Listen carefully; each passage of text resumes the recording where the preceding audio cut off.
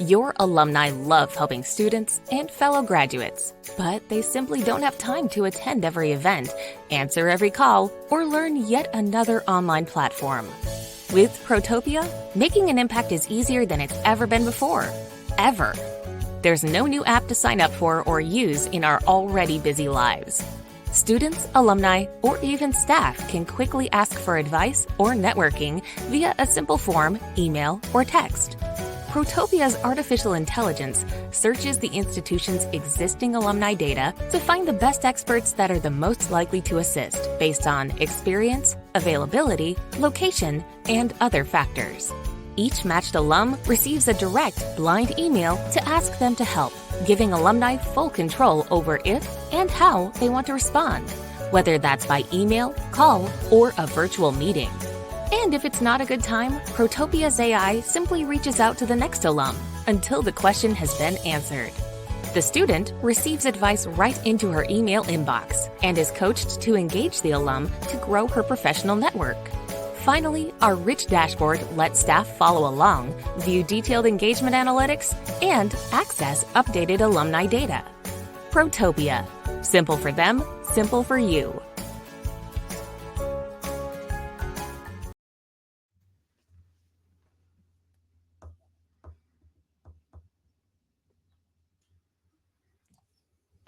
Hey, everybody, and welcome to Alumless. Thank you so much for listening to the show. Today is Friday, October the 25th, 2024, and this is the Reorganizing Constituent Engagement Edition.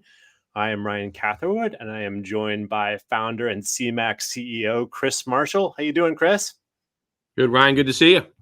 Yeah, glad to all good here. What's that? I said all good here in Bethlehem. All good in Bethlehem. Awesome. Well, on the show, we talk about constituent engagement strategies in education advancement. We are not live today. We are actually pre-recorded. We've got all sorts of homecoming challenges. Our guests are fantastic guests today, kind enough to make some time for us this week on a busy week. I myself am visiting Western Michigan University at this very moment in the middle of a board meeting when the show is aired. And Chris, I don't know, are you going somewhere this weekend, or are you actually home? I am home base this whole week for the first time in months, so I'm very happy with this. Awesome. That sounds great. But, however, be sure to ask questions in the comments section of the LinkedIn event, because we will check in and we will respond to those questions. So be sure to pose those in that comment section. And if you haven't already, be sure to subscribe to the podcast edition of Alumless and make sure to hear our 30-minute bonus segment with all of our special guests. If you are listening to the podcast edition, we are grateful for you doing so and for adding us to your feed each week.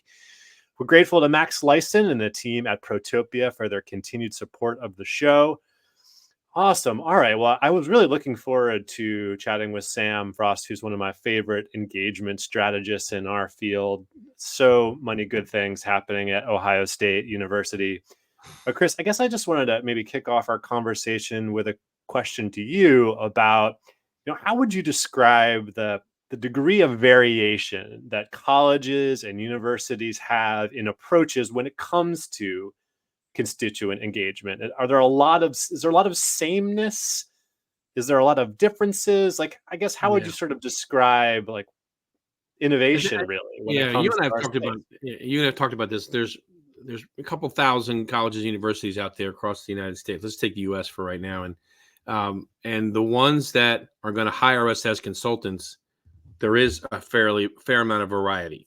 Of the ones that can't, which is the vast majority of them, I think there's a lot of sameness. Although I haven't looked at them closely, but my suspicion is that many of them are in a very traditional event-based alumni engagement model. When you get into the, a couple hundred schools that are in the realm of people that we would interact with and work with, you're probably talking about, people that are moving in that advancement continuum that we've talked about in previous shows, where we're moving towards more of an integrated model for the most part. Right? But I can count probably, I bet there are less than 50 schools that are doing some really cool cutting edge, different approach to thinking about how they engage their population. And our guest today is from one of those places. So I'm really looking forward to bringing Sam out here from her. Yeah, we've done a couple of, field assessments for clients where we've, at a moment in time, we've kind of taken a look out there, like who is doing what, who's doing the interesting things in our space. And without a doubt, Sam and the team at Ohio State are one of those schools that we often reflect upon as a school that's trying new things. I guess, like Chris, on the engagement side of the shop, like in what area do we see the experimentation happening, really? Yeah, I was thinking about this question, and I think the places where I've seen it, it's not like an institution type or about depending on resources necessarily. I think the factor that determines whether or not someone's going to have a little bit more of a contemporary mindset or show leadership in this space, it comes down to the leader. It comes down to the person in the role. Does that person have a vision? Can they lead a team towards that vision and get the buy-in that's needed and support from internal constituency, the staff, right, the board, the partners on campus, and then ultimately the broader alumni base? That takes very strong leadership, and I think it's a leadership quality. It's a person, not a type of institution, I think. But maybe I'm going to be proven wrong on this, but that's where my analysis has come down on this one. Well, all right. Well, let's bring Sam out to the show and we'll ask her about what's going on at Ohio State and her reflections across our space. Hey, Sam, how's it going? Hi, Ryan. Hi, Chris. How are you? Hey, how are you? Excellent. Thanks for having me today.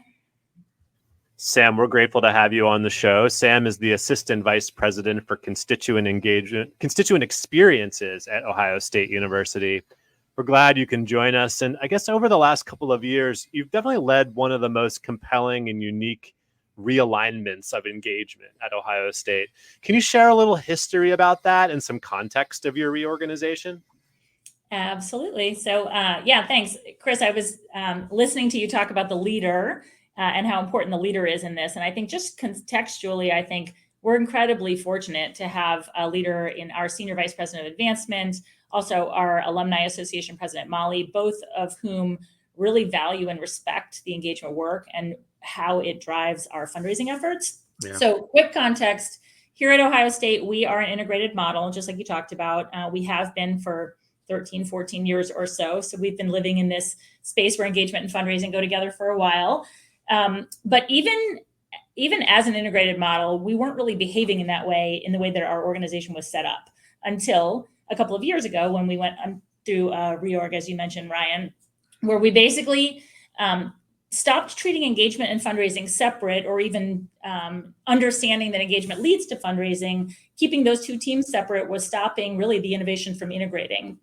And so what we said to ourselves is, what would a more constituent-based approach look like, right? How would you think about where our alums, and when I say constituent, note that we're also taking a really inclusive approach to that, even that, not just focusing on the folks who have degrees from Ohio State, but fans, friends, patients, parents, all in our purview of people who care about Ohio State and who consider themselves Buckeyes.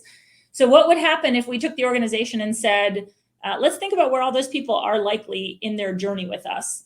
And let's take an approach where we build the organization based on that. So what we have now, thanks to 2 years ago, the reorganization, is my team, Constituent Experiences, is really the front end of that journey. So we think about people who have really just started engaging with us. They may have been doing some learning. They might be clicking on things and following us on websites and sort of seeking information, but they're not really actively taking time, talent, or treasure participatory action yet. My team seeks to find those people, understand what they care about, and deliver them actions that they can then take a participatory action. We then have a next part of our organization that was specifically structured to think about people who are participating. Like if my team is doing a good job having people take an action, there's another team that thinks about people who are regularly participating and deepens their relationship. Then there's another team beyond that even who thinks about those who are regularly investing now and who are regularly engaging with us and have a deeper relationship with us already. How do you take those individuals and think about creating advocates with those individuals? How do you help them feed the pipeline by activating the networks around them? So we really sort of took this holistic approach about, if we are to think about we have 2.9 million records in our system right now. If you take all 2.9 million of those records and think about where they live, could you chunk up the organization to really focus on what those individuals are ready for at the time? And I think contextually, the other thing that really helped us in this moment to sort of pull the trigger and go for it was that there's a lot working against us in higher ed right now. So we have waning trust in higher ed, right? We have people who, are giving bigger gifts, but fewer of those people giving those those smaller gifts. So as we face a national trend of fewer donors giving more dollars and just trust generally waning, we started realizing that, like, in a lot of ways, we're really well positioned to fix that by taking this relationship-based approach. And why not, right? So to your point earlier, Chris, about we had leaders who believed in it, who believed that as an alumni association, as an engagement arm of the organization, we can be the fix, right? Also, that engagement happens all along one's journey, right? It isn't just you engage them in the beginning and then you start to ask them for gifts and that's all you do.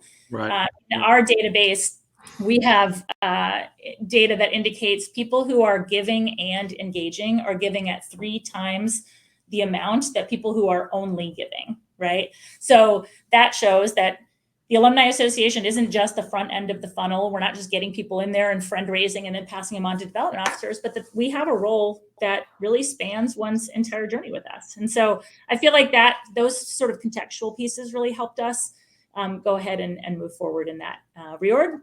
So we've been in this space for about 2.5 years now. Sam, could you talk about a little more about the evolutionary journey that you're in now that you're 2.5 years into that movement? Yeah, I think where are you today? Yeah, the most exciting thing that's happening today in the conversations we're having that are just so cool is that I always say it takes about 18 months to 2 years to really kind of turn the cruise ship in the first place, right? Like I had to get the team settled. We had to get people understanding what their roles are, help them figure out how to work with one another. In some cases, bring on new folks, let other people who weren't maybe ready for this change, see themselves out. So we're really just now starting to fire on all cylinders in this new structure. And for me, what that means is being able to really make intentional decisions that are rooted in data and Marcom insights. So now that we've got kind of all the right people in the right spots, focused on the right things, and a common language, which I think is really important, right? Like it took us a while to kind of adopt this common language for everybody to understand what each team was supposed to be doing. We can now start to learn from this, and we can start to take a look at the tools in front of us and say, okay, so again, in my team's world, we're starting to have some really fun conversations. Like if we know that all 2.9 million of our Buckeyes are somewhere on their journey with us, what is the exact moment that in that journey that we believe, based on the data in our system, is the right time to actually, for example, ask someone for a gift, right? When is the right time to invite them to do something in person with us versus digitally with us? We're really starting to lean into the tools and the dashboards available to us to actually test things, to then glean insight, to be able to tell ourselves, similar to the stat I just gave you, where we know that people engaging are also giving at 3 times more levels than people giving only. We're starting to say, if someone is at not to get too technical, but a 3.7 in our dashboard, right, that's actually the spot at which someone is most likely to respond to a solicitation. And so my team is now getting excited, thinking our job isn't just to solicit right off the bat, right? Because in a lot of ways, that might be how we ended up in this place of mistrust, right? Is by calling people 5 seconds after they graduated and asking them to give when they were not ready. Their relationship wasn't mature. My team is starting to say, what's the point of maturity that's the right point? And then what can we do to build that trust to that point until then, which then hopefully helps to sort of speed that velocity of one's journey, right? So that to me is like, it feels like we've got our feet underneath us now, and it feels like we're asking the right questions and we're starting to understand how to use the tools. And now we're going to really be able to start apply it and have some fun. So a couple of off-script questions here, like we promised we wouldn't do. Evolution, not revolution here. This took a couple years. Indeed. Yeah. You're heavily using data to inform decisions that you're now down pretty far into this evolutionary development. So data is paramount here, and having access to it and being able to report and all the things you're doing. But back a little bit earlier in the process, one of the things I want to point out to our listeners is, and I've seen this happen in a lot of places, and I think this goes underestimated, when you make these kinds of changes, whether it's revolutionary, which are more acute, or evolutionary over time, you're going to have people who will say, "That's not what I signed up for." They will opt themselves out. Yep. They may hold their ground and go down fighting, and we're gonna have to opt them out. And of course, there are people who you'll convert, and they'll move into the right mindset and shift into the new way of thinking. That's human management at that point. That's not easy. That's a real thing in your journey, is what I'm hearing. Is that fair assessment? Absolutely. And we did, mind you, when this org change happened in 2022, we did this across the entire Alumni Association, which is about 120 employees. But obviously it impacted all of advancement. And the huge thing that was helpful to us in that, I think, was our HR partners were huge in helping us understand the change management aspect of this, to your point. And there was a moment, honestly, where we thought, okay, you know what we're going to do? Everybody's going to get a brand new job, a brand new responsibility, right? And we're just going to roll this out. And on like a Wednesday, everybody finds out, now you do this, right? And we could have done that. And probably the same thing would have happened. Some people would have stayed, some people would have gone. They counseled us in a way that I thought was brilliant. And I will now always think about this as I, undergo future change. They had us keep teams intact, micro teams, not larger teams, intact, so that you moved kind of with the people that you were used to being with, all together under these new 3 major buckets, mine and connections and advocacy. And then basically said, we need you to know that this isn't the end of the change, right? We're going to put you under the, responsibility of this leader. And the leader is then going to take a look, spend some time assessing, spend time with each of you. They're going to tell you about the vision. They're going to get you on board. And then there may be some future moves that happen. And that's exactly kind of how it went down in my area, is like we took everybody intact in their little pods. And then about 6 months later, it was like, okay, guys, this is the way we're going to move forward as a team now. And I think that was really huge in allowing people time to process, to, be in or out, right? And in a lot of ways to help shape it. Like, there were some. The interesting thing, especially in my area of the business, if you think about it, I don't know why this never dawned on us before. The same tactics to engage people en masse are not that different than the tactics that you use to solicit people en masse, right? Yeah. You need to understand what they care about. You need to understand what they're ready for, the channel they're most likely to respond to. And so in a lot of ways, when these two groups, the former engagement people and the former annual giving people got together, they had a lot in common already. So it sort of naturally started to shake out in a way that I think was more comfortable than the teams thought. But if I had done the opposite and ripped the Band-Aid and said, you do this now, and you do this now, and you do this now, I don't think it would have gone as smoothly. You'd probably be doing what you just described right now with a whole new organization. It would take another year, right, to do all this. Yeah. Really, and it was like, and people, it was interesting because they knew more change was coming. They almost were more ready for it. They were kind of like, hurry up and tell me what's next, I think it was inherent in what you described, but the fact that you did it in these cohorts, there's like a misery loves company, if that's what it needs to be, or is this exciting with your company, right? The same way. So there's people to share the journey with, is what I picked up from that too. Great advice. That's right. And then one quick other comment about the data and the Marcom insights. As listeners are listening to this, I think we had already started to talk that way as an organization about how important it was that we not make any decisions without consulting data insights, Marcom insights. So we were already sort of positioning those strategic partners in that way. When we then made this change, it made it that much easier to sort of reinforce that, right? Yep. Everything that we're going to talk about now is really about where the constituent lives in their journey. And you won't be able to know that without consulting this information. And what moves those individuals in their journey, you won't be able to tell unless you're consulting the data, right? So I love it. I feel like that was really key. Yeah. So Ryan's going to share a graphic that we picked up on when we were doing some field assessment work. I think you were the one who shared this with Ryan along the way. It's how we first connected with you, I believe. And this graphic portrays kind of how you all think about it. First question would be, are you still using this? Is this something that's used internally? and why create this in the first place? And has it helped you, that visual journey helped you internally or externally share the thinking with outside groups as well? And Sam, while you're sort of answering that, maybe just also like describe for the podcast listeners, like what it is that we're looking at. Yeah, the podcast version translates visual well. Sorry about that, listener. Yeah. Good idea. Okay, so if you're listening, what we have up on the screen right now is essentially a pathway. It's a path past a Buckeye tree. It's really supposed to be like sort of in a Buckeye grove, of Buckeye trees. If you don't know what those are, they're trees that have little Buckeye nuts hanging on them. And along the path is a Buckeye person, a woman, who's starting all the way in the back is unaware, is a phase called unaware.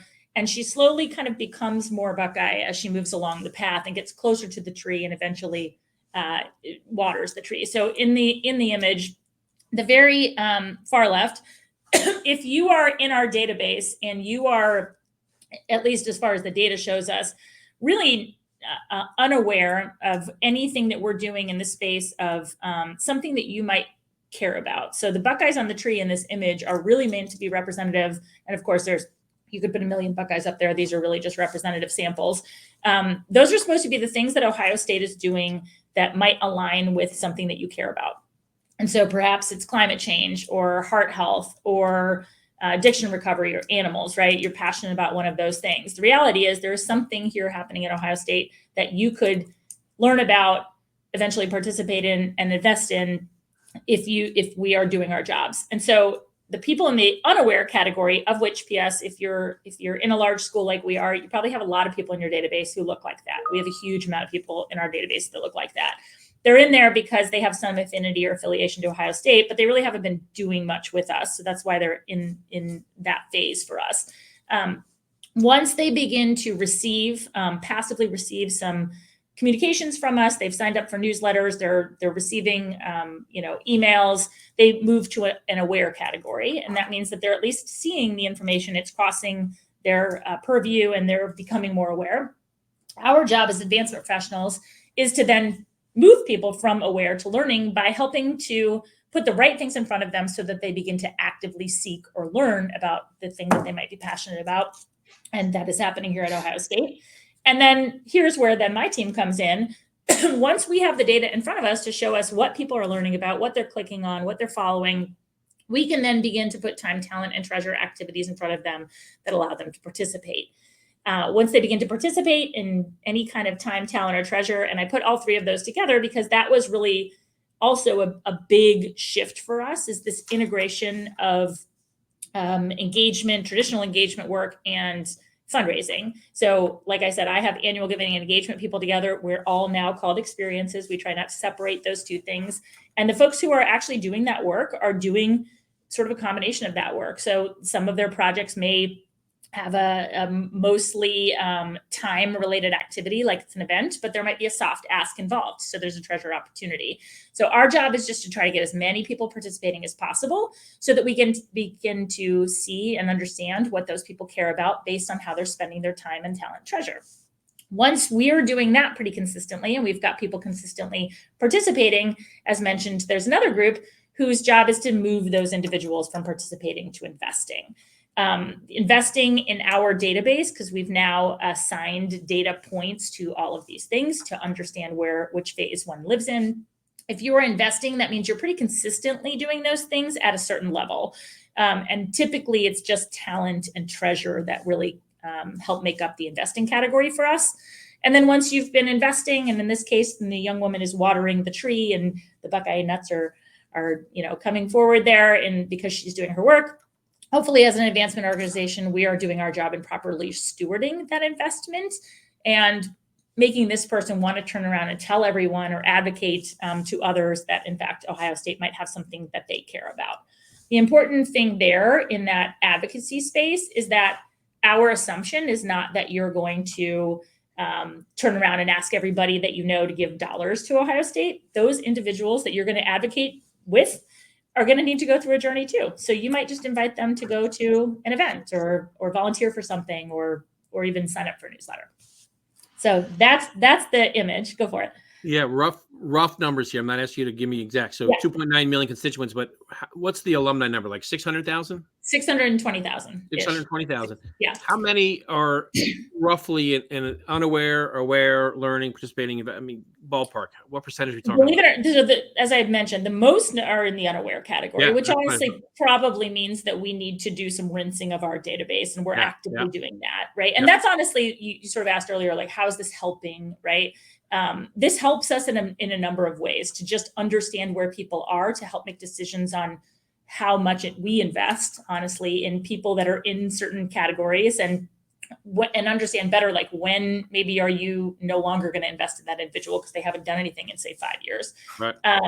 We have a ton of people in the participating category, where we have quite a few people in the investing, but not as many as in participating, and then even fewer in advocating. So the data kind of shakes out. It almost looks like a bell curve. If you lobbed off unaware, you'd have almost an exact bell curve, right? The same number of people aware and learning as you would in investing. It's amazing, though, how many people are in that unaware category in a population of 600,000+ alumni. I've seen them at smaller institutions where that's over half of their alumni population are in that first, not even in the bell curve, right? They're just off in literally the field out as you have it in your. And that's what like this allows you to do when you start to, now we have some pretty cool dashboards that are lined up with that image. You can start to then segment and say, like, let's look at our alumni base specifically, and let's figure out why only 13% of them are giving, which could be because, like we said earlier, we called people and we turned them off right away, and they put do not contacts all over their records, right? Or it just might be that we're not putting the right things in front of them. So, but yeah, I think, like, to your earlier question, like, how has that image helped us? So that started long before this reorg. We've been socializing that image for, geez, Ryan, like 8 or 9 years, right? It's been a minute. Okay. Has it been that long? Yeah, we've really been, maybe we didn't come up with that graphic, right away, but we've been talking about it for quite a while. And it was as much to align ourselves internally around what are we all collectively, 450 people in our advancement organization, trying to do, and how does it all connect, right? So first, it was kind of like we all need to be rowing in the same direction. We all need to be understanding that we're all of our work is connected, right? So that was sort of the beginning of it. Interestingly, on that image, it had a line that said, building a community of lifelong champions. That became, a few years before we reorged, sort of the alumni association or the engagement arm of the organization's sort of rallying cry. Like, that's our job, is we're supposed to be building the community. We've since shifted that language a little bit. So I would say that's the fun thing of looking at that image. We have new versions of that image now that are for different uses. We have a new tagline that goes under it now. And I've actually seen other universities make their own illustrated. Yeah, I have too. 3 others. And actually, it's really fun too. When I first got this title, Constituent Experiences, like, don't tell anyone, but we totally made it up. So people are listening on the call, like, we made that up. Yeah. And now I see this same job popping up in other places too, which I think is super fun. Yeah. Very cool. So, and even like little bits of it, like the word constituent instead of alumni, I feel like was, it signaled something. So I think that the image helped us internally align. It also has helped us hugely with key volunteers, right? I think a primary difference in that image, and this goes back again to, I will always credit Mike Eicher, our senior leader, for asking the question about what the desired endpoint is. Because in the beginning, as most organizations would, we had investing being it, right? Like, that's what we want people to do, move them to investment. And he rightfully asked, like, is that really where you want them to stop though? Is that it? And then we thought, no, if we want a healthy, strong pipeline into eternity, it has to be more than that. And we, as an organization, pride ourselves on Buckeye Nation and how big we are, and we're everywhere. So advocacy really started to blow our minds in terms of, like, what's possible if you really do start to make that the end game. It's like, we want everyone to feel so positive and feel like such a raving fan that they want to turn around and tell everybody to get involved, So I think that was a big turning point for us.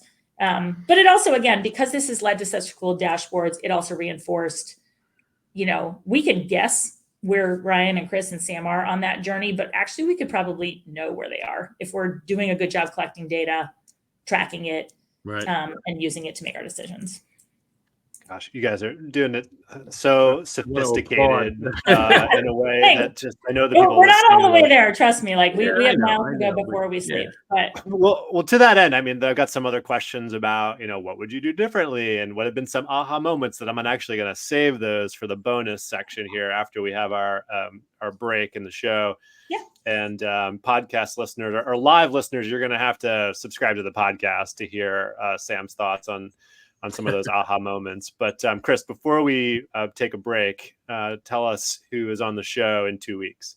Yeah, well, we are expanding our thinking into the world wherever we can, and we have two staff members actually internationally right now. One in London, one in Vancouver, British Columbia, and this one's coming out to us from the UK. Is Tristan Alltimes from Durham University, and Ryan, he was your recruit, so you should get to unveil the reasons why Tristan is on our podcast. So tell us about it. I've known Tristan for years. He's he was from Australia, originally from Scotland, but worked in Australia at the Melbourne Business School. Went back to the UK, been working at Durham University, which is one of the more prestigious schools, I think, in the UK. Smaller size than Oxford or Cambridge, but similar in the way that it's organized with a large centralized college approach. And so we'll talk with Tristan about all the things happening in the UK and his vantage point from over there. All right. Well, so we're going to say goodbye to our listeners on YouTube and LinkedIn, and we'll be back with Sam Frost just after the break here for our bonus edition of Alumless. Thank you so much. See everybody later.